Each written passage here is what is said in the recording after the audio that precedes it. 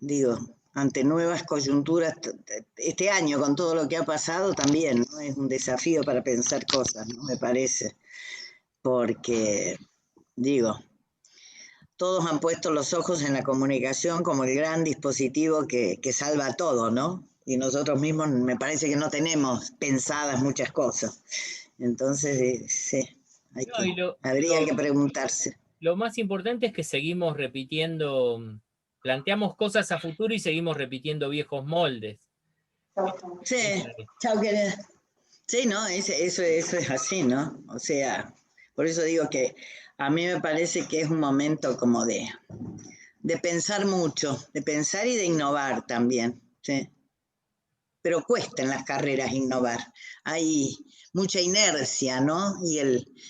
Yo digo que la corporación docente es de las peores de las corporaciones. Nadie quiere dejar su cátedra, ¿viste? Hay un terror a que me quedo sin trabajo. Digo, es increíble. Yo cuando fui directora de la escuela no logré cambiar el plan de estudio. Bueno, ahora es facultad de Morondanga, porque no se ha podido cambiar nunca ni siquiera un plan de estudio. ¿Por qué? Por la resistencia docente, y los que se resistían a cambiar el plan de estudio cuando yo era director son los que son ahora autoridad, así que imagínate, ¿no? Y porque tienen miedo, porque además son ignorantes. Yo sostengo eso y lo digo así, son ignorantes, son mediocres, no quieren estudiar, entonces si les sacas su cátedra, chau, no saben qué hacer. Claro, pero cuando realmente la división en cátedra es ficticia, porque, a ver, uno está en una cátedra y puede estar en otra, porque se pone a estudiar. Esta cosa de que no podés no ponerte a estudiar para enseñar, y si uno tiene que estudiar para enseñar, entonces, si a vos te sacan una cátedra y se modifica, ¿cuál es el problema que tengas que estudiar porque no sabes para enseñar? ¿Qué mejor? Bueno, pero eso, yo de vieja me animo a decirlo, yo que soy muy vieja en la universidad y las he visto en todas las carreras, no solo en las nuestras, ¿no? Pero cuesta. El problema es que eso no te genera muchas simpatías. No, pero a mí nunca me ha importado ser simpática, Marcelo. Yo sé que soy buena. Yo sé que soy buena persona, así que si dicen que soy antipática no me interesa. Pero yo digo lo que pienso. No en un nivel tal como el de la Eve, pero te juro, ahí, cerca.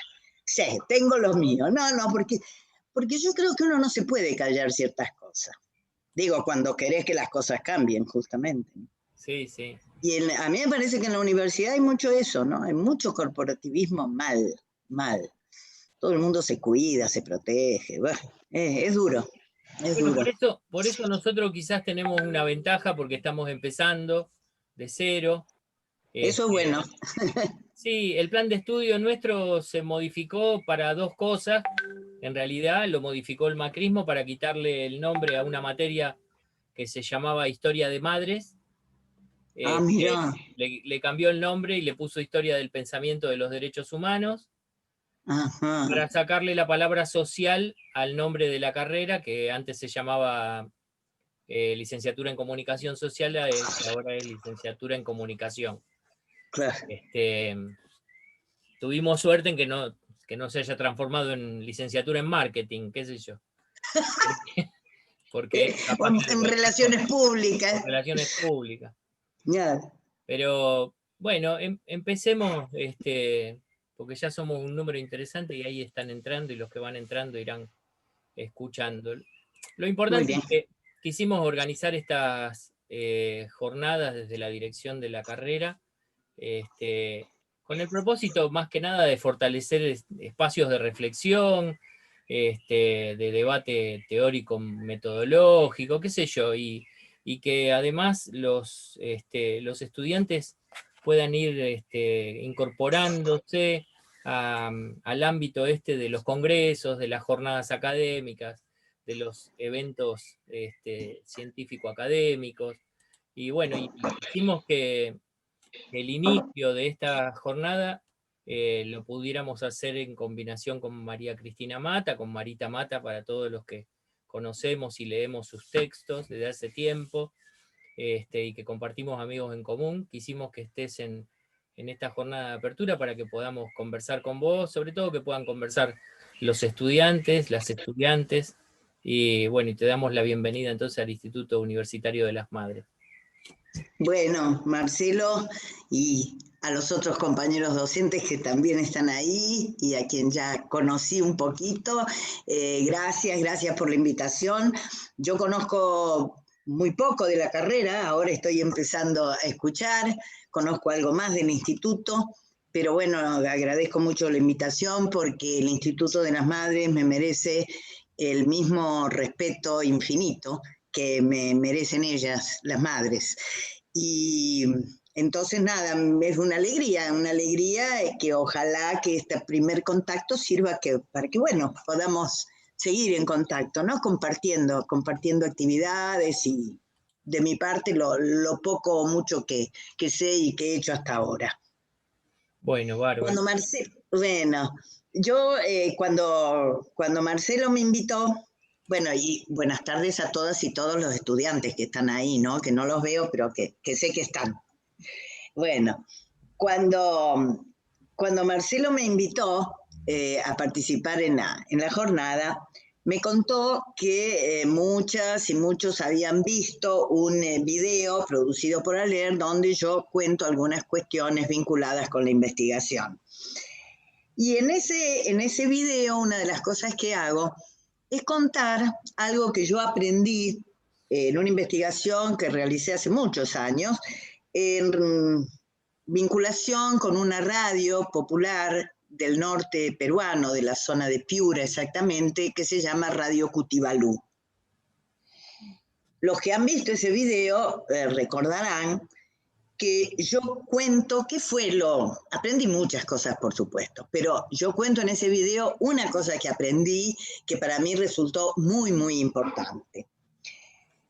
Mientras generalmente se pensaba, y todavía hay muchas personas, ¿no?, que piensan en nuestro campo de estudios de la comunicación, que las personas consumen los medios, los programas para hacer algo, por ejemplo, para entretenerse, para tener datos útiles para la vida cotidiana, etcétera, etcétera. Yo lo que aprendí de los campesinos de una comunidad de la zona serrana de Piura, a donde se escuchaba Radio Cutibalú, lo que yo aprendí es que ellos usaban los medios no para hacer algo, sino para ser. Para ser, en este caso específico, iguales que los campesinos de otras comunidades.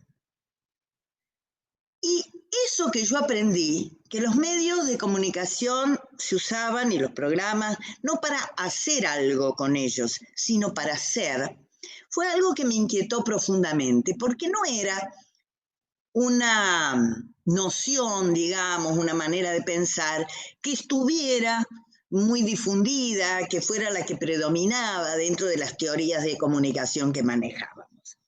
Por esos mismos años, estoy hablando de los años 80 del siglo pasado, toda una antigüedad, yo desarrollé otra investigación que no tenía que ver ya con radios populares, sino con lo que yo llamaba radios de audiencia popular.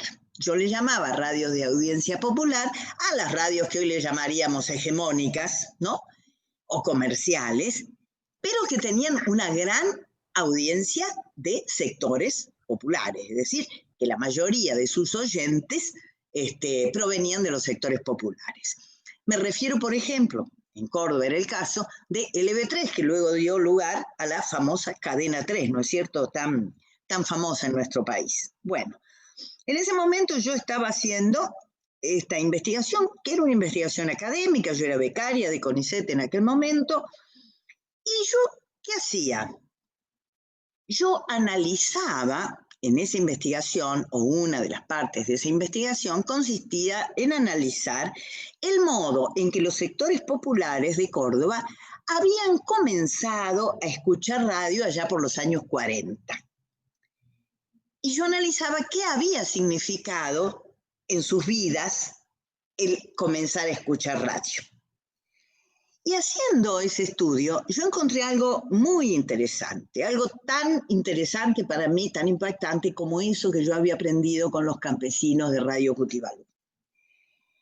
Yo metodológicamente reconstruía historias de vida de personas integrantes de los sectores populares antes de haber escuchado la radio, es decir, sus años previos a ser oyentes de radio, para saber cuáles eran los modos que tenían de vincularse con los otros, qué prácticas culturales desarrollaban, etcétera, etcétera.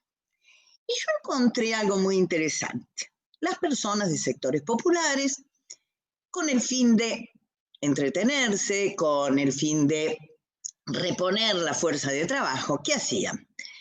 Jugaban al fútbol, iban al río, iban a pescar, se juntaban con amigos, iban a bailar, se juntaban con la familia. Es decir, unos rasgos de vida cotidiana bastante similares a los que hoy también podemos encontrar en cualquier comunidad popular, por lo menos en la ciudad de Córdoba. En medio de esas prácticas había aparecido la radio, y la radio obviamente había llenado de alegría a estas personas. ¿Por qué? Porque ampliaban su horizonte, podían conocer cosas que no habían conocido antes, porque podían acceder a escuchar músicas que no podían ir a escuchar a los teatros, etcétera, etcétera. Resulta que me pasó en esa investigación algo fantástico. Esas cosas que pasan cuando uno investiga, y ya vayan anotando esto. Cuando uno investiga, aparecen elementos, cuestiones, datos de la realidad que no hemos buscado y que, sin embargo, tenemos que tener muy, muy en cuenta porque son iluminadoras. ¿Qué me pasó a mí en esa investigación? Resultó ser que en el relato de sus vidas, algunas de estas personas me decían que después de un tiempo de escuchar radio, cuando se estaban convirtiendo en oyentes de radio, habían tenido que dejar de escucharla. ¿Por qué? Algunos porque se mudaban del conventillo donde vivían, y en el conventillo había un solo aparato de radio y todo el mundo se juntaba a escuchar. Bueno, se iban a otro lugar donde no había ninguna radio, no podían escucharla más. O por razones de trabajo se mudaban de barrio y se iban a un barrio donde no había luz eléctrica, y por aquellos años no había radios a pilas, ¿no es cierto? Así que si no había electricidad no había radio. Otros se mudaban al campo y menos, no había electricidad. Entonces yo tenía varios casos de personas que habían vivido sin radio, habían empezado a escuchar la radio, luego habían dejado de escuchar la radio. Y entonces me pareció interesante indagar qué sentían cuando perdieron de algún modo la condición de oyentes. Y lo que yo descubrí fue muy interesante. Ellos me decían que estaban muy tristes porque ya no podían entretenerse. Y yo en una y otra entrevista encontraba lo mismo, ya no teníamos cómo entretenernos. Y entonces yo le pregunté qué hacían en sus ratos libres, y me decían que hacían lo mismo que antes de que existiera la radio. Iban al río, se juntaban con amigos, pescaban, jugaban fútbol. Y entonces yo ahí aprendí algo formidable. Aprendí la capacidad, es decir, comprendí hasta qué punto la radio había tenido la capacidad de incidir tanto en la vida cotidiana de las personas como para modificar algunas nociones. Es decir, la radio había modificado la noción. Eso que antes se hacía y se llamaba entretenerse, ahora no era entretenimiento. El entretenimiento lo proveía un medio técnico. Fíjense ustedes cómo esos dos aprendizajes, esto de que se usaban los medios para hacer y esto de que un medio modificaba nociones que tenían que ver con la vida cotidiana, eran descubrimientos importantes. En mi caso me marcaron durante mucho tiempo porque de alguna manera me hicieron problematizar las razones por las cuales se usaban los medios y cómo los medios incidían en nuestra vida. Y al problematizarme sobre eso, empecé a interrogarme sobre qué significaba ser público de los medios. No qué hacían los públicos, es decir, qué consumían, cuándo lo consumían, en qué horarios, etcétera, etcétera. No, sino qué significaba ser público de un medio. ¿Qué significaba en términos de identidad, de modo de pensarse, de modo de ser?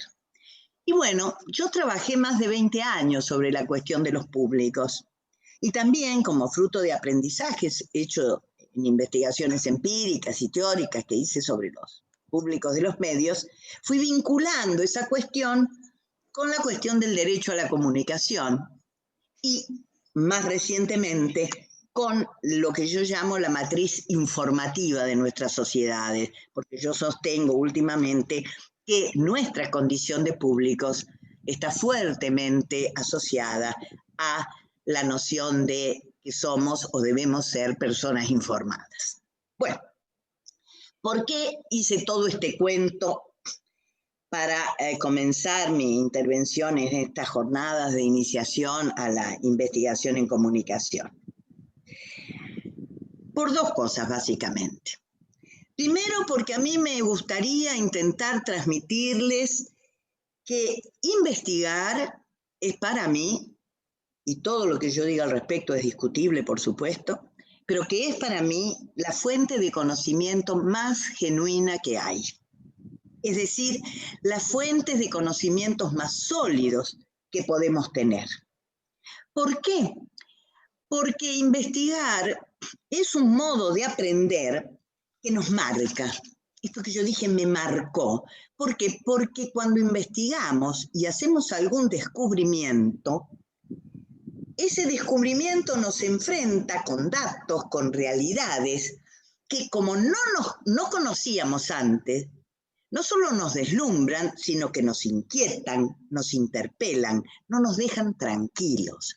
Cuando uno investiga y descubre algo, y descubrir no es descubrir a la manera de Colón, descubrir lo desconocido, sino es ampliar un poco lo que pensamos. Descubrir es, si antes se pensaba que los medios eran esto, tal vez pueden ser esto.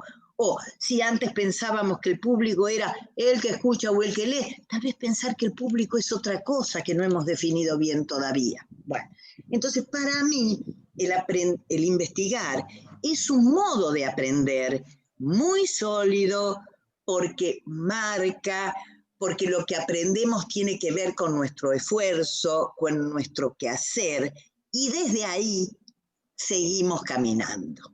Y entonces la segunda cosa que yo quería decir, y por eso hice este cuento para empezar, es que el saber que producimos al investigar tiene la virtud de ser un saber que genera nuevas preguntas, nuevos saberes. Yo cuando daba clase le decía a los estudiantes que para pensar en una característica de la investigación, a mí me gusta pensar en ese momento de los niños que se llama la edad o el tiempo de los porqués.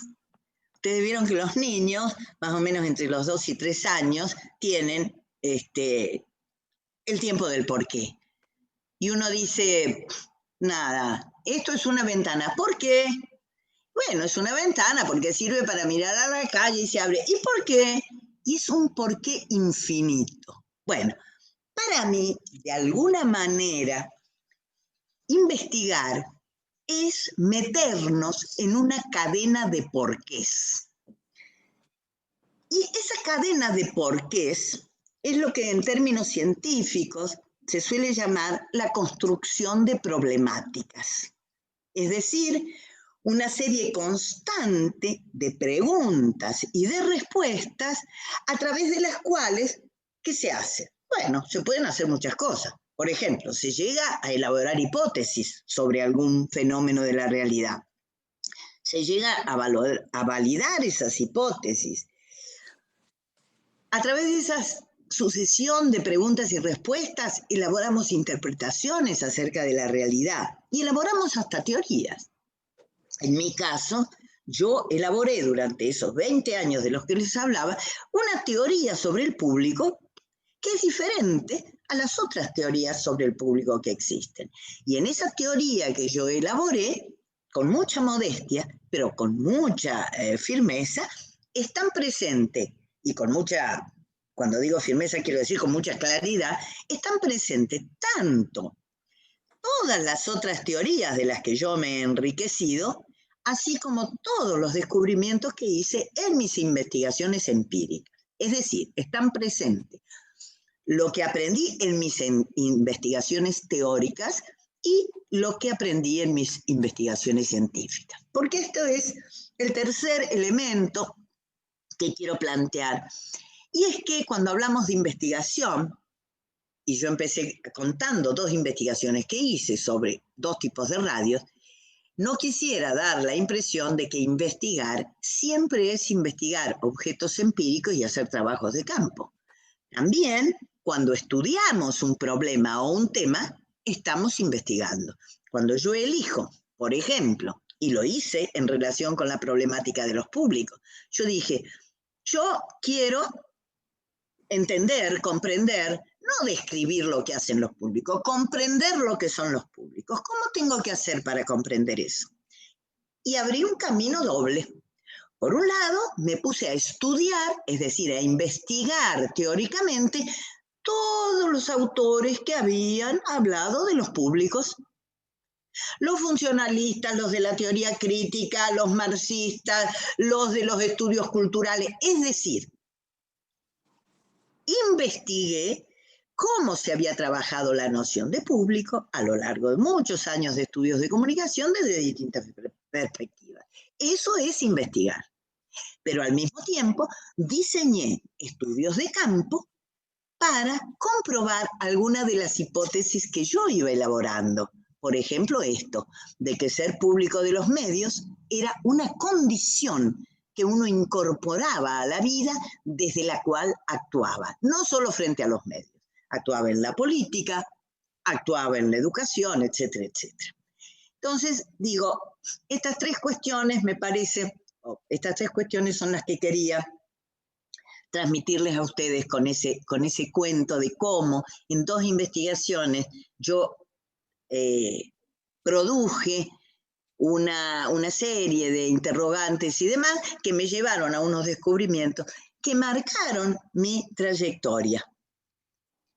Dicho eso, me gustaría señalar otros aspectos que me parecen valiosos, desde mi experiencia siempre, ¿en relación con qué? En relación con la investigación en comunicación, cuando lo que se busca, y yo no tengo dudas que desde la carrera del instituto esto debe ser así, cuando lo que se busca, digo, es producir saberes que fortalezcan la posibilidad expresiva de los sectores populares, es decir, sus derechos a la comunicación. Cuando lo que se busca, en otras palabras, es producir saberes que orienten nuestra práctica en ese sentido. Y ahí sí yo quiero señalar varios aspectos. En primer lugar, resaltar que la investigación es en general, también hay investigadores individuales, pero eso es rarísimo. En general, la investigación es una actividad colectiva. Y por eso mismo fortalece nuestra capacidad de hacer con otros, fortalece el pluralismo, el debate, la discusión. Eso me parece que es una característica de este modo de aprender que yo valoro especialmente. En segundo lugar, decir que la investigación es una práctica que nos enfrenta, y nos enfrenta a veces dolorosamente, a la posibilidad de cometer errores. Pero lo bueno es que nos enfrenta a la posibilidad de cometer errores y nos obliga a rectificarlos, porque si no rectificamos el error, tenemos que parar. No podemos seguir investigando con un error. Pongo un ejemplo para que se entienda. Si yo diseño en un momento dado una encuesta para conocer el nivel de audiencia que tiene una emisora, ¿sí? Y cuando hago la prueba del cuestionario, me doy cuenta que la gente se cansa tanto con el cuestionario que elaboré que deja de responderlo, bueno, o corrijo el error o no hago la investigación. No puedo persistir en el error. No puedo. Puedo y no hago la investigación. Tengo que corregirlo. En ese sentido, la investigación nos enseña nuestras limitaciones, nos enseña lo que no sabemos, pero nos permite superarlo, nos permite avanzar en nuestros conocimientos, en nuestros modos de pensar. En ese sentido, la investigación fortalece nuestro sentido autocrítico. En las investigaciones uno trabaja en equipo y una de las cosas más bonitas que pasa cuando uno investiga es cuando cometemos un error, metemos la pata, como habitualmente decimos, y unos se enojan con otros, con los que hacen responsable de haber metido la pata, o nos reímos todos juntos, ¿no es cierto?, de cómo fuimos tan bobos que no nos dimos cuenta. Es decir, el hacer investigaciones desarrolla en nosotros una especie de aceptación bastante sencilla de nuestra capacidad de errar, cosa que a veces nos cuesta en la academia. Aceptar que uno se equivoca, parece que no es de gente que sabe. Bueno, la investigación nos enseña que justamente los que sabemos son los que nos equivocamos y aprendemos a corregir errores. Y vamos así transitando un camino de aprendizaje. Pero al mismo tiempo que fortalece nuestra capacidad autocrítica, la investigación también fortalece nuestro sentido crítico. ¿Por qué? Porque nos enseña a hacernos preguntas, a cuestionar lo dado, eso que aparece como natural, el sentido común. Nos enseña a comparar, a confrontar datos y realidades. Y sobre todo nos enseña a reconocer que nuestros resultados no son los únicos posibles. Yo creo que esta es una cosa muy interesante porque de alguna manera el investigar nos libera de la tiranía del pensamiento único que es tan común en términos académicos, pero todavía más en términos políticos. Y esto a mí me parece valiosísimo. La investigación nos hace saber que aunque seamos muy rigurosos, nuestros conocimientos siempre en un punto son relativos. Siempre podríamos haber hecho otras preguntas. Siempre hubiéramos podido tener otra mirada. Siempre hubiéramos podido usar otra metodología.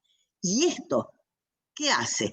¿Hace que nosotros sentamos que lo que descubrimos y aprendemos no tengan valor? No, muy por el contrario. Le da mucho más valor porque desde ahí podemos dialogar y debatir con el que piensa diferente. Para terminar este comienzo de charla y tener tiempo luego de que vengan todas las preguntas, comentarios que ustedes quieran hacer y podamos dialogar sobre la investigación en comunicación, a mí me gustaría decirles que cuando uno asume la investigación así como yo la he caracterizado, como un modo de aprender, es decir, como un modo de estudiar, como un modo de enseñar, como un modo de ser alumno, como un modo de ser docente, como un modo de intervenir en la realidad, tiene la obligación en cada momento histórico, en cada coyuntura, preguntarse cuáles son los problemas más serios que debieran investigarse. Y digo esto porque también a veces hay una tendencia a unas ciertas inercias. Entonces tenemos algunos investigadores, y yo no voy a dar nombres, pero si ustedes están en el campo de la comunicación pueden comprobarlo muy fácilmente, puede haber investigadores que hace 20 años investigan lo mismo. Y lo único que hacen es cambiar la fecha de la investigación o los datos que encuentran. Si antes contaban cuántos medios concentrados hay, hoy siguen contando cuántos medios concentrados hay. Y no le cambian una coma a la manera en que piensan. Yo creo que eso es lo que muchas veces se llama la burocratización de la investigación.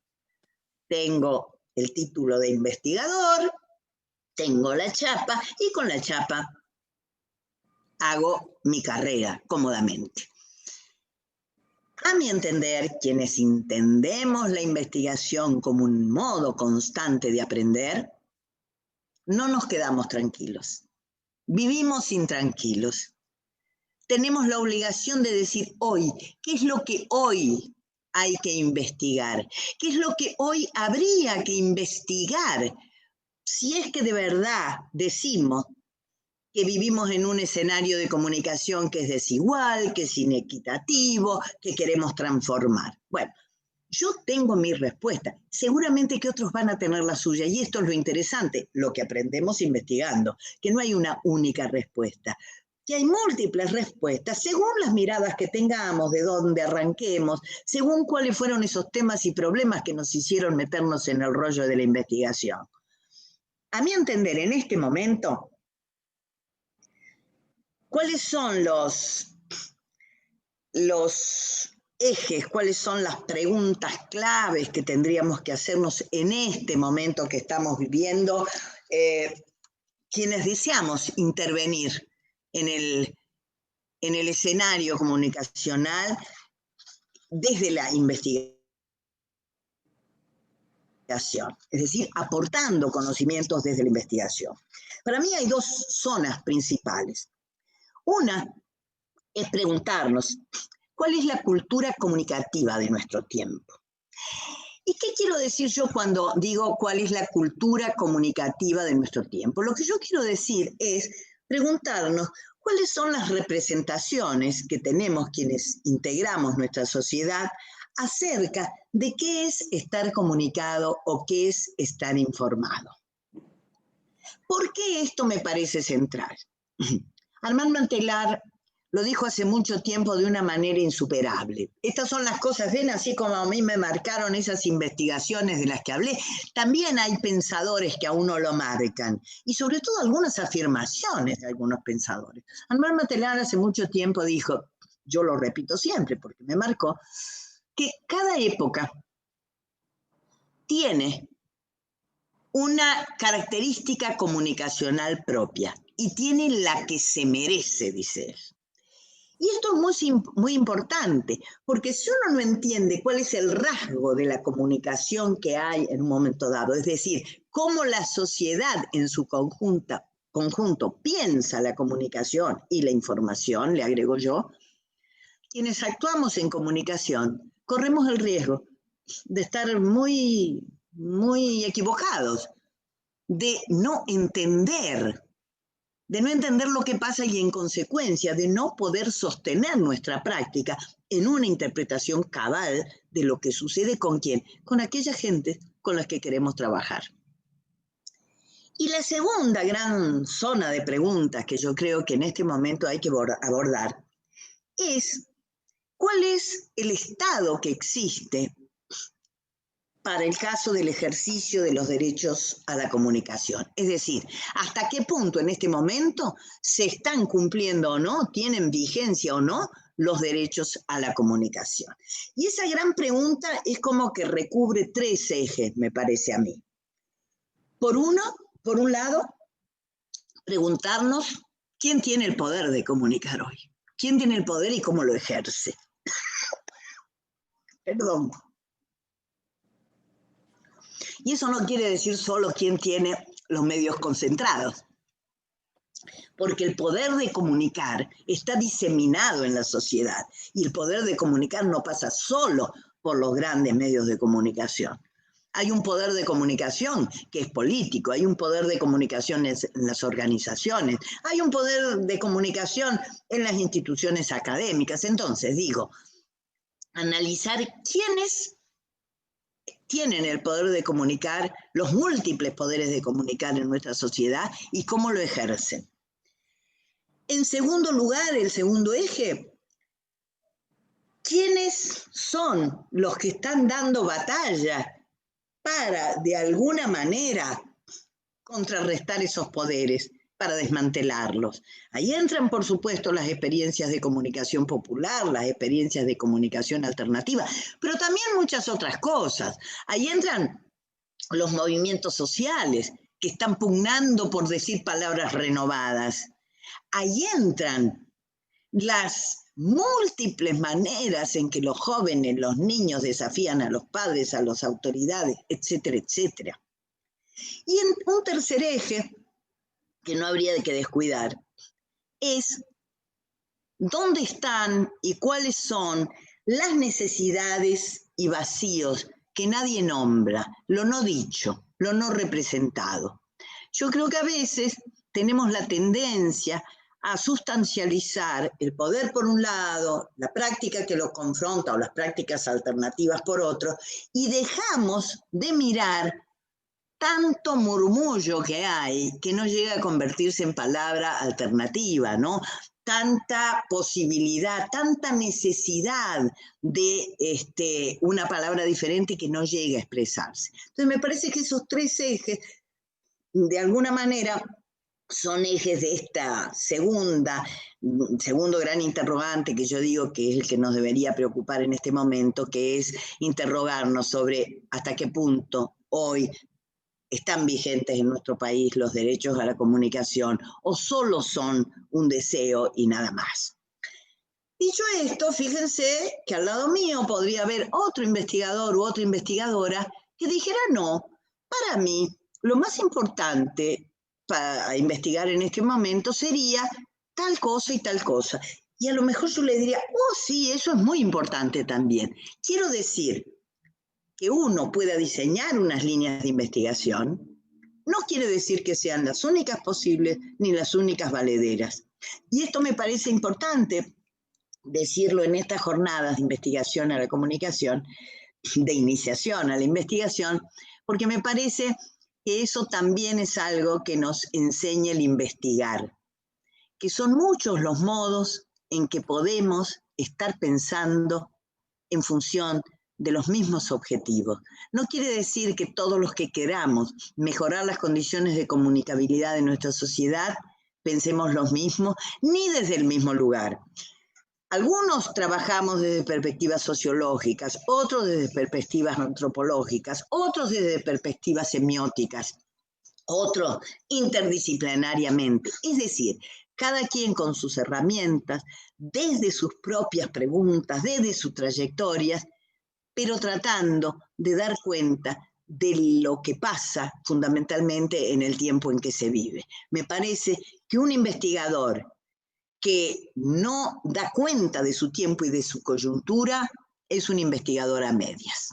Bueno, yo ahí pararía, no sé si se ha entendido lo que quise transmitirles o no, ahora me lo dicen y empezamos a conversar.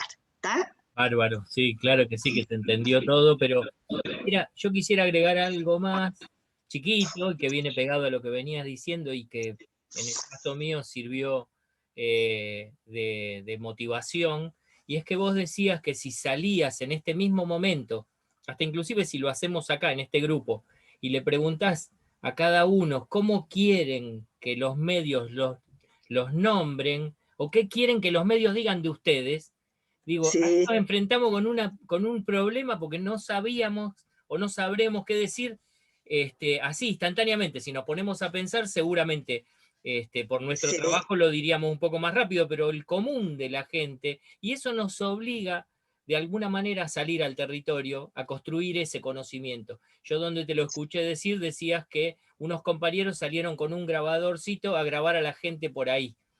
Sí. Pero digo, qué importante es eso, como a mí me funciona como motivador, digo, salir al territorio a escuchar a la gente, a ver cómo la gente quiere ser nombrada en los Claro. medios. Sí, señor. Eso fue muy fuerte y salió con mucha claridad. Yo lo contaba porque yo un año sistematicé todo el producido de las audiencias públicas de la Defensoría del Público, ese organismo fantástico que tuvimos, conducido maravillosamente bien por Cintia Ottaviano, y las audiencias públicas conducidas desde el área de capacitación por Ernesto Lamas, grandes compañeros, que realmente hicieron de esos espacios de las audiencias públicas, para mí yo les decía, esta es la mejor fuente de conocimiento para investigar. Y un año, el año que ellos destinaron las audiencias a que el público pudiera expresar cómo quería ser nombrado, ¿no es cierto? Porque el tema era ese, cómo estamos representados en los medios. Yo sistematicé todas las transcripciones de las, creo que fueron 5 o 6 audiencias en todo el país, y fue fantástico. ¿Por qué? Porque desde lo que decía la gente, uno pudo darse cuenta de, primero, la serie de estigmatizaciones, ¿no es cierto?, que producen los medios, pero también de esto que decías vos, cosas que, porque saber que los medios se estigmatizan es muy fácil. ¿no? Prendemos el televisor, escuchamos algunas radios, ya está todo claro. Lo que no es claro, lo que es mucho más opaco, es ¿y cómo quiere la gente ser nombrada? Y esto sí es formidable, porque si uno sobre todo quiere desarrollar prácticas de intervención, comunicación alternativa, comunicación popular o comunicación desde las organizaciones, y no sabe cómo las personas que van a escuchar nuestros medios, que van con las que queremos trabajar, si no sabemos cómo quieren ser nombradas, ¿cómo las vamos a nombrar? Desde nuestras ideas de la alternativa. Entonces, también seríamos muy autoritarios, ¿no? Bueno, ahí el profesor Santiago Schiorello va a leer algunas preguntas o va a darle la palabra a los compañeros que quieran preguntar. Dale, Santi. ¿Cómo no? Bueno, María Cristina, agradecerte también las palabras y saludar a los compañeros y compañeras. Hay preguntas de compañeros y compañeras docentes, pero me gustaría abrir primero el juego a los estudiantes. Si alguno de los chicos y chicas tienen ganas de hacer alguna pregunta, abrimos el espacio y después vamos con las consultas que están ahí en el chat. Interrumpan o escriban en el chat, a ver si alguien quiere verbalizar alguna consulta, aporte o sugerencia. Abrimos. Ahí veo varios. Veo a Jorge, a Eva, a Vanina. Les voy a mandar al frente, ¿No toman la posta? Vamos. Eso en clase se le llamaba hacer contacto visual. Mis estudiantes, tengo muchos estudiantes que se hicieron muy amigos míos, por cierto, y siempre me dicen, no, nosotros en clase mirábamos en otro lado, porque decíamos, no hay que hacer contacto visual porque te nombra. Es verdad. Bueno, acá Mariana Castro dice que es profe también de nuestra casa de estudios. Dice, me permite hacer una pregunta, bueno, no tengo micrófono. ¿Cómo hacemos para que la investigación deje de ser una actividad solitaria del académico, la académica, y avanzar hacia el involucramiento de las comunidades, de las organizaciones, de los movimientos sociales? Y agradece la charla. Bueno, es una muy buena pregunta. Yo creo que el único modo en que eso se logra es cuando, trabajando con organizaciones o movimientos, somos capaces de motivar a los integrantes de esos grupos, más que motivar, de convencerlos de que investigar es útil. Yo les voy a contar una breve anécdota, yo siempre digo breve, después charlo un montón, pero bueno. Yo en el año 82 fui convocada por la Asociación Latinoamericana de Educación Radiofónica, ALER, que agrupa a las radios populares, a una muy buena parte de radios populares de América Latina, a coordinar el área de investigación. La asociación tenía sede en Quito y tenían un área de investigación, ¿no? Se supone que el área de investigación, ¿para qué la tenían? Para ayudar a estas radios populares a investigar su práctica y que eso la fortaleciera. Yo llegué en el año 82 a Quito a trabajar en el área de investigación y pasé un año entero, haciendo lo mejor que yo sabía y lo que podía para que las radios se solicitaran hacer investigaciones. Nuestra idea era hacer investigaciones participativas, es decir, o en lo que se llama investigación-acción, es decir, trabajar con ellas, ¿no es cierto? Enseñarles a investigar. Yo pasé un año trabajando. Y al cabo de ese año se reunía la junta directiva de la asociación esta, y cada uno de los coordinadores, estaba el coordinador de capacitación, el de producción, yo la de investigación, y nos reuníamos y dábamos nuestros informes. Y yo informé lo que había hecho y le dije, bueno, después de hacer este informe, yo le digo que mi opinión es que hay que cerrar, hay que clausurar el área de investigación. Y el presidente de la asociación me miró y me dijo, pero vos estás diciendo que te quedás sin trabajo, que te despedimos. No, le dije yo creo que puedo hacer otras cosas acá. Creo que puedo tratar de que la investigación sea vista como algo valorable, pero no desde esta área como está pensada. Me dijeron, bueno, ¿vos creés que sos capaz? Sí. Y la clausuramos. ¿Y yo qué hice? Me puse a trabajar en el área de capacitación. es decir, con los compañeros que hacían talleres capacitando a los compañeros de las radios. Y desde la capacitación en radio, yo fui poniendo mi granito de arena, mostrando cómo, si investigábamos, esto que dijo recién Marcelo, ¿cómo vamos a comunicarnos bien con las doñas del pueblo si no sabemos lo que las doñas quieren? ¿Cómo vamos a hacer para que los jóvenes se enganchen con nuestras radios si los jóvenes sabemos que están escuchando unas músicas y demás que nosotros despreciamos y no las entendemos? Bueno, así. 2 años después, no, a ver, esto fue en el 82, en el 85 yo volví a Argentina, yo estaba exilada, ahí volví a Argentina y cuando yo volví, en ALER se reabrió el área de investigación y buscaron a alguien que me sustituyera para coordinar el área de investigación que hasta hoy existe. Y durante todo ese tiempo se han hecho investigaciones participativas con las radios. Tal vez fue larga la pregunta, pero quería mostrarles que esto no es un verso, que uno, para trabajar en investigaciones, en investigaciones participativas, con instituciones, con grupos, con comunidades, lo que tiene que hacer primero es que esos compañeros comprendan para qué sirve la investigación, porque no tienen por qué saberlo. Entonces siempre hay, o es muy común que haya rechazo, que nos vean como los intelectuales, los académicos, los que les vamos a venir a enseñar cosas que ellos no tienen al alcance. No, lo que hay que mostrar es desde el quehacer, en el caso mío lo hice desde la capacitación, pero uno lo puede hacer desde muchos lugares, en el quehacer cotidiano. ¿Para qué sirve investigar? Y que investigar es posible, que investigar no es cosa de científicos, que los científicos son muy necesarios, por favor, pero digo que nosotros también, o que la gente que no ha estudiado en la universidad y que no es científica, también puede participar en investigaciones, ¿no? No sé si respondo más o menos. Me quedo con esa última idea de los mitos de investigar, y está buenísimo que lo traigas. Otra pregunta, otro profe, compañero, Sebastián Di Domenica, dice, ¿de qué manera o qué posibilidades tiene el investigador en comunicación de transformar o mejorar la sociedad de la que forma parte? Creo que algo estuviste mencionando. Y otra misma pregunta, ¿alcanza con la investigación o hace falta que la investigación pase a la política? Sí, yo creo que con la investigación no se transforma la realidad. La investigación es una de las prácticas que contribuye a las acciones que pueden transformar la sociedad. Yo creo que las transformaciones sociales siempre se producen desde la política o desde la acción social organizada, que son acciones políticas.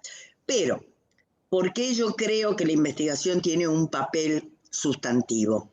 Porque a mí me parece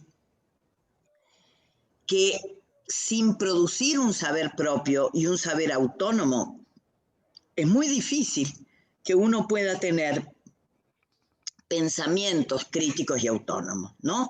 Entonces, a mí me parece que nosotros, investigando con las organizaciones, pero también solos desde la academia, cuidado, no es necesariamente solo la investigación con participativa o acción la que produce saberes que son importantes para la transformación de la sociedad, ¿no? Digo, cuando un economista investiga las condiciones macroeconómicas para el desarrollo del país, no lo hace junto con un sindicato o no lo hace con una comunidad barrial. Sería imposible.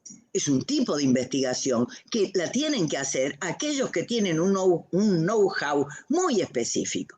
Pero si esos economistas lo que están buscando es producir un conocimiento que nos lleve a nosotros a tener unas posibilidades de redistribuir de manera más equitativa el ingreso, ese conocimiento va a servir para transformar la realidad, ¿sí? Entonces me parece que tampoco tenemos que caer en el mito de que lo que se hace en sede académica no sirve para transformar la realidad. No, yo creo que justamente todo el retraso que se dio a nivel CONICET y a nivel de desarrollo de la ciencia argentina en el periodo de gobierno anterior, nos muestra eso, cómo se desmantelaron institutos y demás, ¿no? Cómo se desmanteló el INTI, un instituto de tecnología e investigación central para el desarrollo productivo del país, ¿no? Y eso no se estaba haciendo investigaciones necesariamente con las organizaciones. Es una investigación de punta que sirve para sostener los cambios que necesitamos a nivel económico, ¿no? Bien, bueno, también seguimos leyendo. Anabel Pascual, otra compañera docente, genia, la claridad con la que habla, expresa saber e interpela, agradecida de escucharla, aplausos. Bueno, y una pregunta más, antes de dar una palabra también a otro compañero, Fernando Palicer, profe de IUMA. ¿Podemos decir entonces que el rol del investigador, además de ser académico, es político-social? Bueno, yo creo que sí, porque para mí no hay tarea intelectual que no tenga una fuerte dimensión política y social, ¿no? Es decir, creo que nuestra actividad, que es la de producir saber, es una actividad que tiene un componente ideológico indudable. Uno no produce saber desde ningún lugar, ¿no? Uno produce saber desde algunos principios, desde algunos valores, desde algunas convicciones y utopías. Y esto no quiere decir ser, no ser objetivo, como algunos dirían, ¿no es cierto? No, uno tiene principios, uno tiene valores, uno tiene creencias, y desde ahí utiliza las metodologías más rigurosas para ¿qué? Para producir un conocimiento que sirva para unos fines determinados, ¿no? Entonces yo sí creo que, así como los docentes, ¿no? Todo el quehacer intelectual es un quehacer que tiene una fuerte dimensión política, desde mi punto de vista. Bien, Luis Barreras, profe de IUMA, había pedido la palabra. A ver si... Bueno, buenas tardes a todos y todas, ¿se escucha bien? Sí. Este es un problema que tenemos en estos tiempos, a ver si se escucha o no se escucha. Primero quiero hacer dos reconocimientos. En primer lugar, a la figura de Marcelo, digamos, a la organización de las jornadas, a Anita y a todos los compañeros y compañeras que han trabajado para promover este espacio de formación, de diálogo, de encuentro, que nos parece sustancial en estos tiempos. Y segundo, a una referencia ineludible como Marita para todos aquellos que trabajamos, que nos formamos en comunicación y que entendemos que dentro de los campos teóricos y los terrenos teóricos de la comunicación, todo lo que tiene que ver con la mirada latinoamericana ha sido muy importante y ha producido muchísimo caudal teórico para analizar nuestras realidades. Y en eso en Argentina tenemos dos casos, bueno, uno fue el de Aníbal Fori y el otro caso es Marita, que siempre es un placer escucharla. Y pensaba en lo que estabas hablando al principio, digamos que uno de los grandes problemas que tiene la investigación está entre el vedetismo de los investigadores, esto que decías de aquellos investigadores que no cambian y que siguen haciendo la misma investigación durante mucho tiempo, pero me gustó muchísimo esta idea de cómo quieren verse las audiencias. Y me acordaba de una experiencia que me contó Omar Rincón con Germán Rey, son considerados en Colombia discípulos de Jesús Martín Barbero, quizás uno de los máximos referentes en el campo de la comunicación, y contó una experiencia de que le dieron en una determinada comunidad en Quindío, los sábados a la tarde, entre 6 y 8 horas de televisión a la comunidad. Entonces uno se preguntaba o hacían hipótesis de qué podría llegar a querer la gente que se visualice, que se exhiba en esas horas de televisión. La comunidad lo que decidió publicar fue la celebración. Fueron los cumpleaños, los rituales populares, es decir, si hay algo que ven en los medios es un lugar de reconocimiento también, no solamente del crecer, sino de reconocimiento. Y en eso creo que la investigación, por este diagnóstico que hiciste previo, Marita, viene con un retraso en el sentido de que se ha estudiado siempre lo mismo. Es decir, hoy seguimos haciendo investigaciones sobre por qué Clarín no está cerca de lo popular. Y Clarín nunca va a estar cerca de lo popular. Entonces seguimos repitiendo las famosas frases con todo lo que nos interesa la escuela de Frankfurt, pero seguimos repitiendo ese axioma. Y cada vez pensamos en menos en cómo construir espacios de comunicación alternativos, populares, por y desde los pueblos, para no pensar en o para disputar el sentido que hace Clarín. Y como último, han ido una pregunta, y me parece que acá puede ser el quid de la cuestión, de que tenemos que desafiarnos constantemente a preguntarnos qué investigamos, para quién o para quiénes investigamos. Y en ese sentido te pregunto, Marita, ¿qué crees hoy en qué se debería investigar y con quiénes deberíamos investigar o hacer investigación en las universidades públicas? Bueno, a ver, la pregunta tiene que ver un poco con lo que dije al final, ¿no es cierto? En mi caso, para mí, una de las cuestiones centrales a investigar es todo ese campo de hasta qué punto están vigentes o no los derechos a la comunicación. Porque en general, y aquí comparto totalmente lo que vos decís, en general hablamos todo el tiempo, ¿no? El derecho a la comunicación tiene que estar vigente y peleamos por el derecho a la comunicación y la democratización. Bueno, bien, pero ¿dónde no está vigente? ¿Qué es lo que no está vigente? ¿Qué es lo que le impide estar vigente? Porque si no, no tenemos herramientas para la acción, ¿eh? Entonces, para mí, lo que hay que hacer es decir, bueno, ¿cuál es el estado de los derechos de comunicación? Por eso decía, hay que analizar primero dónde está el poder y quiénes se están apropiando hoy del derecho a la comunicación, ¿sí? Eso. Pero, ¿dónde están las prácticas alternativas? Porque también ahí está bueno, las prácticas alternativas son los medios comunitarios y populares. Sí. ¿Cuáles?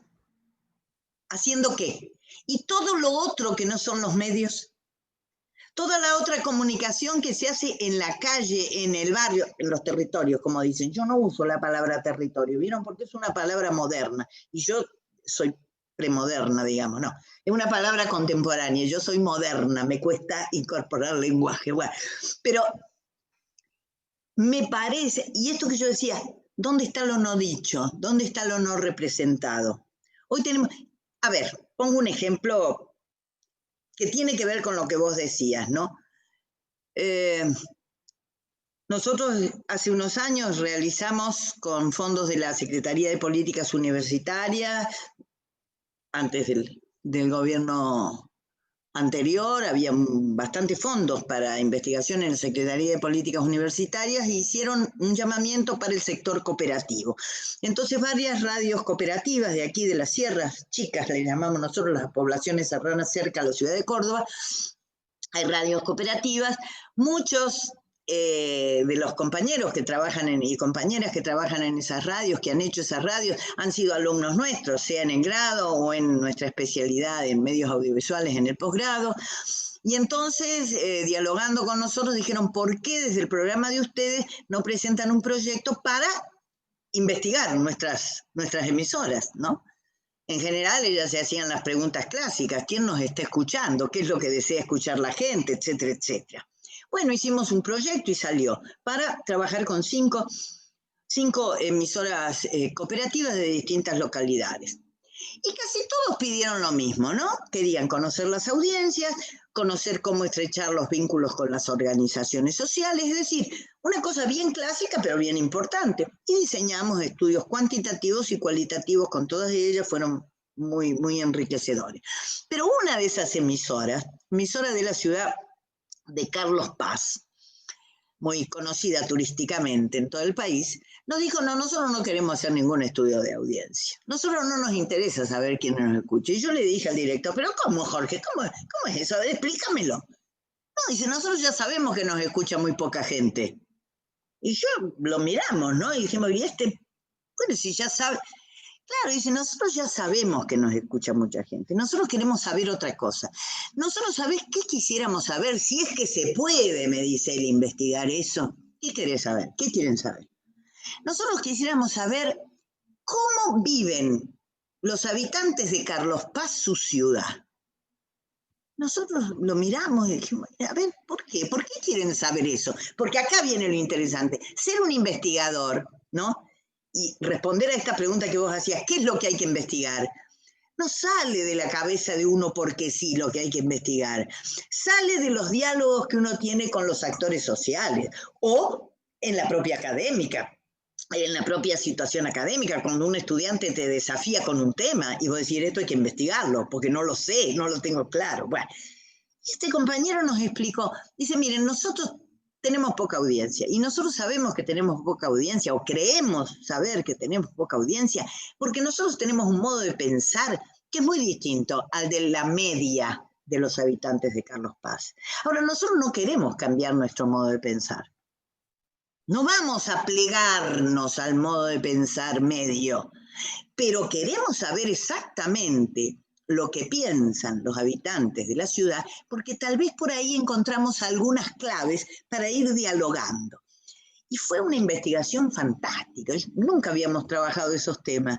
Y desarrollamos, inventamos unas metodologías para trabajar con la población, en un estudio cualitativo, por supuesto, las representaciones sobre su ciudad y qué era ser de Carlos Paz y vivir en Carlos Paz.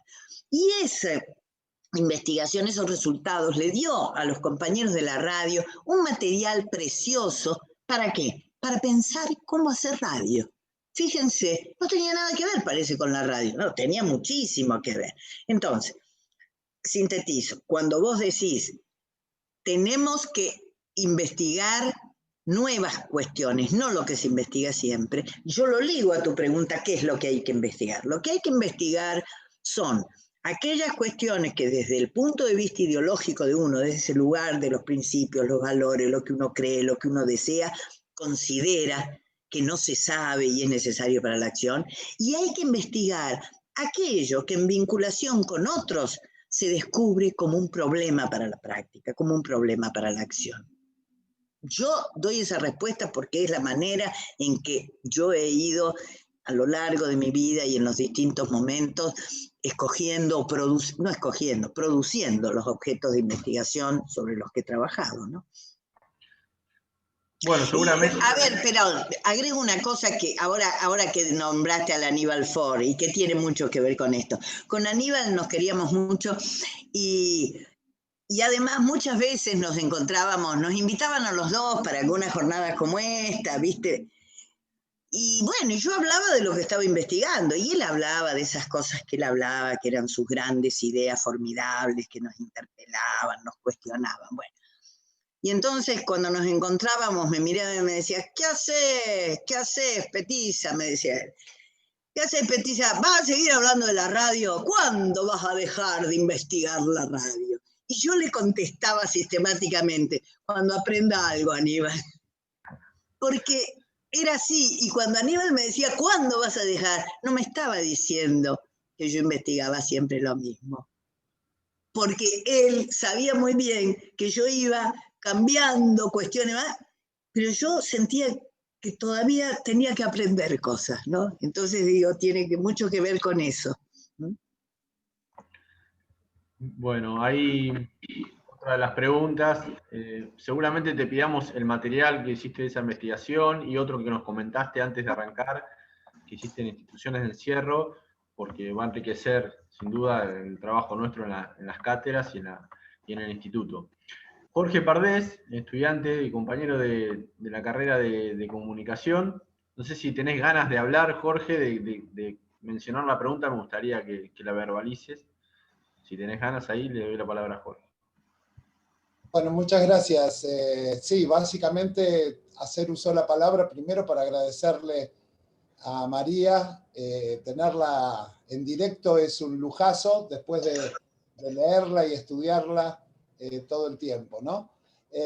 A mí me interesa, en un trabajo que estuvimos viendo hace unos años, justamente con Santiago, vos afirmabas que la digitalización de los medios de comunicación ampliaba horizontes.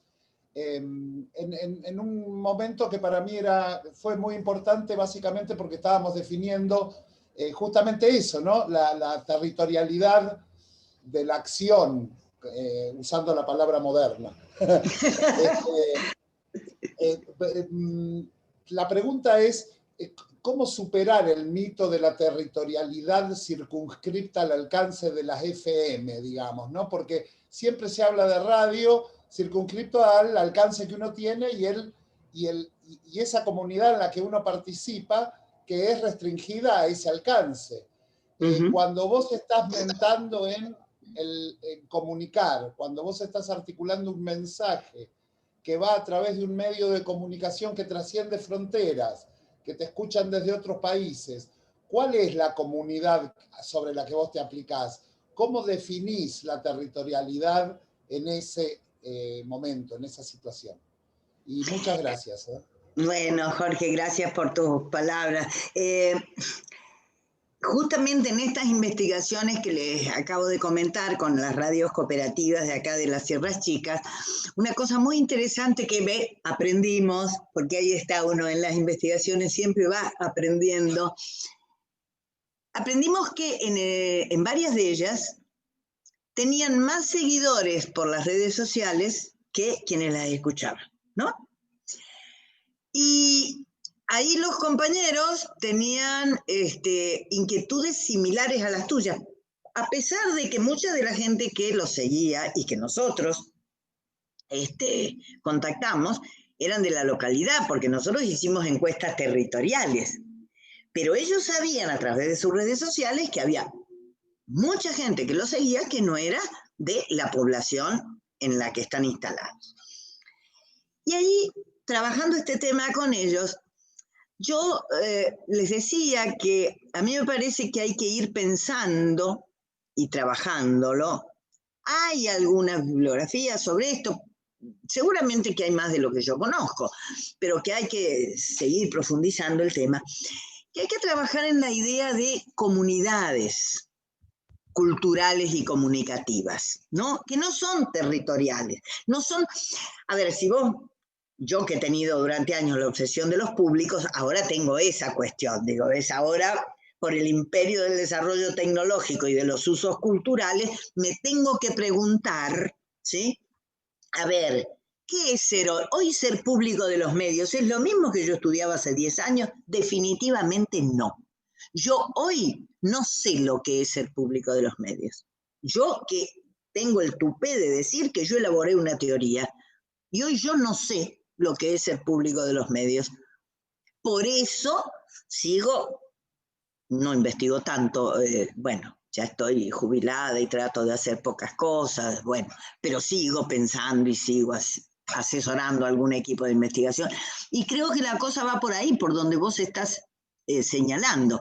A mí me resultan muy simplificadoras y muy hasta deplorables algunas producciones que hay en torno a redes como Facebook.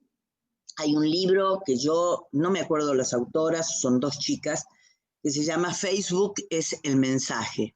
Si lo ven, léanlo como ejemplo de cómo se simplifica y se dicen barbaridades, ¿no? Yo siempre lo cito, no, porque de verdad, yo creo que hay una simplificación, ¿no? Ahora ya no somos ni emisores receptores, ahora somos prosumidores. ¿Qué sabemos? ¿Qué sabemos? ¿Cómo se está viviendo la experiencia de las redes? ¿Dónde están las investigaciones etnográficas, las investigaciones culturales, las investigaciones con una perspectiva psicológica que nos digan qué está pasando? Bueno, hay mucha charla banal, hay pocas investigaciones, hay algunas. Entonces, a mí me parece que hay que ir trabajando en el curso que yo dicto en nuestra especialización sobre medios audiovisuales, que es un curso sobre públicos, justamente yo he intentado, sin haber investigado mucho todavía, he intentado empezar a plantear esta problemática. La de que hoy, cuando hablamos de públicos, hablamos de una figura que ni sabemos bien dónde está, ni sabemos cómo consume, ni sabemos cómo se mueve, que es más que un público que está vinculado punto a punto con un medio, es un ser que deambula, es un ser, ¿no?, que combina, es un ser que articula modalidades de exposición diversas. Bueno, entonces a mí me parece, y trabajábamos con los compañeros de esta radio, la idea de comunidades de escucha, por ejemplo. Comunidad de escucha en la medida en que ya la comunidad no está dada por una base física, sino por escuchar lo mismo, ¿sí? Entonces, la comunidad de escucha juvenil, y cuando decíamos escucha, era la red social, pero le decíamos comunidad de escucha pensando que el medio sigue siendo radio, ¿no es cierto?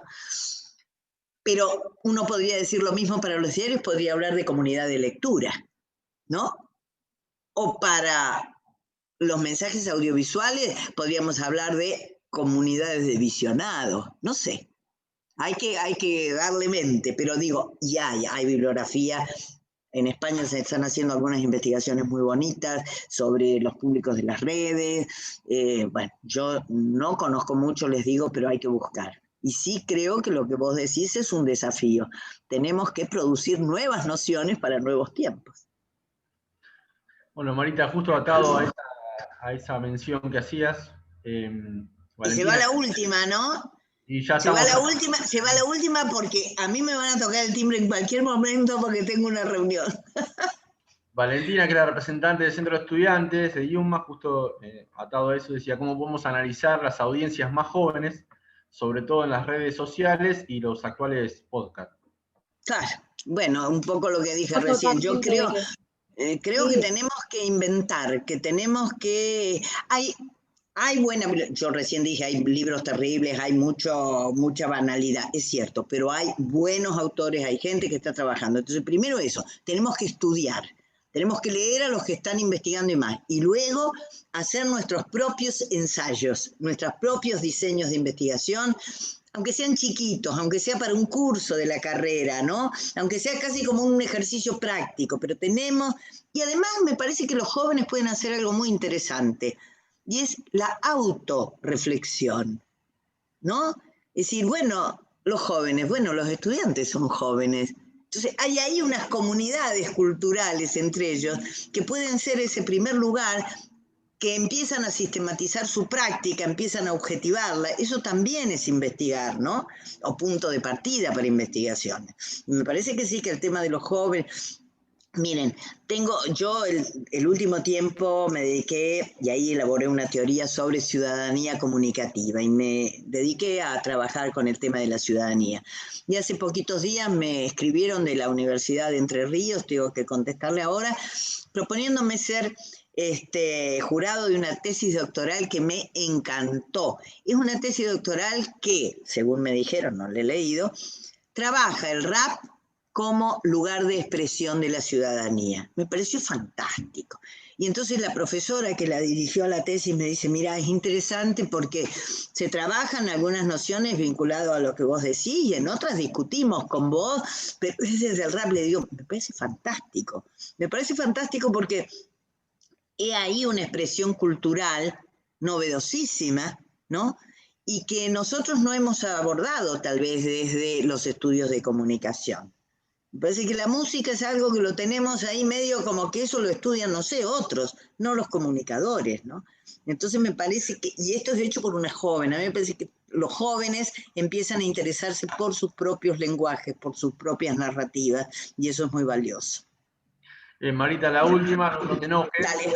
La última de Mariano Calvi, el docente también de la casa de IUMA, dice que si bien no está relacionado con el tema central de la charla, le gustaría saber qué pensás del rol de las radios comunitarias en la actualidad de nuestro país. Bueno, yo la verdad que yo soy fan de las comunitarias, no soy muy objetiva, no. Yo creo que son muy valiosas, pero ¿valiosas en qué sentido? Esta última investigación que hice yo, y junto con una que dirigió justamente Claudia Villamayor, con Diego Jaimes, y que le hicieron con el Instituto Movilizador de Fondos Cooperativos también, nos han demostrado una cosa que para mí es clave, cómo las radios comunitarias son esenciales en lo que es la construcción del saber sobre lo local. Y esto que parece, ay, bueno, están en lo local, es lo chiquito. No, no, no. Lo local no es lo chiquito. Lo local es aquello donde hunde las raíces la población y desde ese lugar es el lugar desde donde se actúa, ¿no? Lo local no es lo pequeño. Lo local es lo propio, aquello que identifica desde donde se puede operar. Y en eso, las radios comunitarias, justamente porque los medios concentrados son cada vez más únicos, unánimes, ¿no? Y hablan todos de lo mismo y tienen una misma agenda, tienen las radios comunitarias, las radios populares, una gran posibilidad de encontrar un lugar de interlocución muy importante. Y en un trabajo que hizo hace poquito Ernesto Lamas sobre los medios comunitarios en la pandemia, que lo anda circulando por ahí, lo ha publicado la FES, la Fundación Eber. Es muy interesante todo lo que Ernesto refleja, pone de manifiesto en relación con el papel de las radios comunitarias en estos tiempos de aislamiento, en estos tiempos de incertidumbre y demás, ¿no? Entonces yo creo que las radios comunitarias tienen que esforzarse por algo que es todavía, me parece a mí, una limitación, que es el pensar en grande. Yo creo que todavía las radios comunitarias están, bueno, y uno entiende por qué, ¿no? Han tenido siempre condiciones muy difíciles, tuvimos un pequeño veranito y demás, y luego volvimos para atrás. Bueno, digo, es muy difícil trabajar en estas emisoras con tan pocos recursos y demás, pero a mí me parece que tienen que pensar más en grande en este sentido, como se pensó cuando fueron las radios comunitarias a través de Farco, tal vez la pieza central para que hubiera una nueva ley de comunicación de medios audiovisuales en el país, ¿no? Digo, a mí me parece que las radios comunitarias están llamadas a ser un poder muy importante y que tienen que pensar en ese sentido en grande, y a veces no todas lo hacen, ¿no? Y dicho esto, no es contradictorio con lo que dije recién, con lo local, ¿no? Lo local es ese lugar desde el cual se afianza, se cobra fuerza y en unión con otros se pueden generar acciones importantes. Bueno, Marita, de mi parte agradecerte y comentarte también que desde Comunicación Comunitaria de Yuma siempre tenemos tus textos ahí como referencia, y tanto esta charla como los que te vamos a pedir seguramente lo anexemos para seguir debatiendo. Bueno, y ahí, como decía Jorge, ampliar los horizontes de la digitalidad. Así que, bueno, agradecerte nuevamente, y bueno, decirle a los compañeros y compañeras también agradecer la presencia, y que a las 5 tenemos la charla de extensión y territorio con las compañeras, y le dejo la palabra a Marcelo. Bueno, no, está bien, gracias Santiago. Bueno, gracias Marita por este tiempo que nos destinaste. Ahí fui leyendo por el chat y por otros lados a los compañeros que están muy contentos con la charla y con escucharte y poder irnos de la charla pensando algunas cosas que tienen que ser útiles para la carrera. Eso es lo importante. Y bueno, y nos estaremos viendo en cualquier otro momento. Te mando un beso grande. Y como dijo Santiago, a las 5 tenemos la primer mesa y ahí empezaremos a escuchar a los estudiantes, a los compañeros que presentaron trabajo. Nuevamente agradezco. Bueno, muchísimas gracias a ustedes por la invitación, es un gusto y vamos a estar comunicados. Yo ya prometo mandar esa investigación que les hablé de la cárcel, pero bueno, para cualquier cosa estamos acá, siempre tratando de seguir pensando y de seguir aprendiendo algo. Así que muchísimas gracias, mucha suerte en las jornadas y para ustedes. Chao. Gracias. Chao, gracias. Gracias. A las 5 nos vemos. Gracias, lujo.